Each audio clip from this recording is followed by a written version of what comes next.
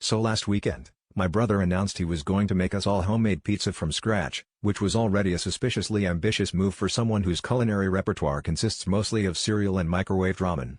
Still, we were all excited, and he started bustling around the kitchen with a confidence that suggested he had at least watched 3 cooking tutorials on YouTube. About 15 minutes in, I caught him squinting at the recipe on his phone, mouthing the words "proof the dough," and then furrowing his brow like he was doing high-level calculus. A few minutes later, he called us all over and whispered, "Guys, I need your help. The recipe says I have to prove the dough, but I have no idea what it's guilty of."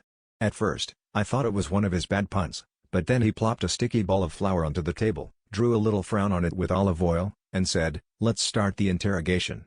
Before I knew it, my sister was shining a flashlight in the dough's direction. "Where were you on the night of the baking?" My dad was scribbling notes on a yellow legal pad, and my mom was offering the dough immunity in exchange for the name of its accomplice, which I assume was the jar of yeast. Things escalated quickly. My brother put the dough in a tiny chair, and my cousin started banging a spatula on the table, demanding answers. We even tried the classic good cop, bad cop routine, but the dough was stoic, silent as a, well, lump of flour.